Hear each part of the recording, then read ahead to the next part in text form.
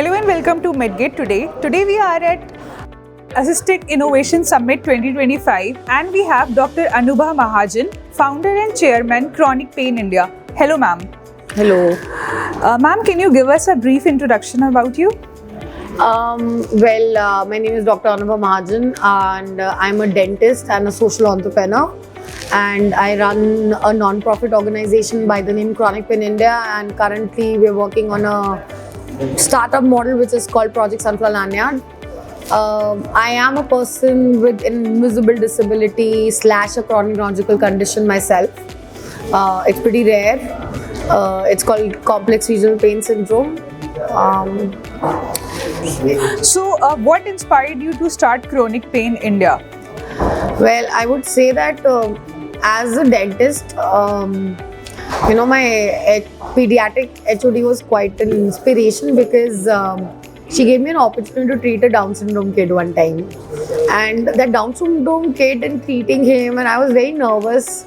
But it went very smoothly and it just changed my perspective about, kids with disability, adults with disability. However, my perception was very different since childhood also because my parents were very vocal about such things.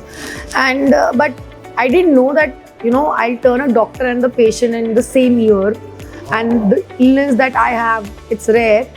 But nobody ever told me that it can turn into a disability or it can give me disabling challenges. Being a doctor, I could understand the challenges. I could see the perspective not just as a doctor but as a patient, that those sociological challenges that we miss. Patient doctor की clinic से बात जाता है, and what really happened, the financial crisis, the social crisis, everything, because it hit me hard. But the real reason that Chronic Pain India started was for other people, because I realized that I do have the knowledge to answer the questions of other people. There's so much of lack of information. Back then, I remember in 2017, there were not even definitions in our country. Now I can proudly say that yes, Apollo has, they bring out definitions. A lot of people have done it. Now there are treatment option write-ups written, everything. So you can actually get data which was not even there. Media, news coverage, we used to be running after them rather than they after us. Eventually it's changed. So yeah, I feel that, it was basically every, 1 out of 9 people with disability,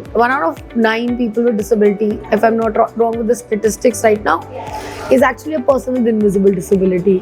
Be it blood disorder, thalassemia, even visual impairment, until it's 100% visual impairment. That is also an invisible disability.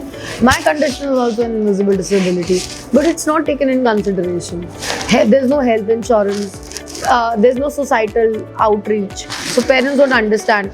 If a kid gets a sports injury and gets the same scenario, they don't understand. Or if they get a genetic condition, for years they think that, the kid doesn't want to study, so it's an excuse. Not realizing that maybe the kid really needs to go and meet a doctor. And a lot of times, doctors also end up neglecting, giving them vitamins and saying, "Padhai karni hai, stress zyada hai," and that's all. And all these grassroots challenges and all, and coming across this girl who was not diagnosed since the age of 16, and it was like I had the answers, so I just gave it a try. It was like a person who doesn't like Twitter opening a Twitter account and started sharing about chronic pain and all these conditions. And I remember that in 30 days I came across 60 people in India. And I was shocked. The more social media and engagement we did, the more people we came across, that today I can proudly say that through a teleconsultation helpline, we have actually helped more than 50,000 people get diagnosed and treated on time, given them mental and physical support, financial support.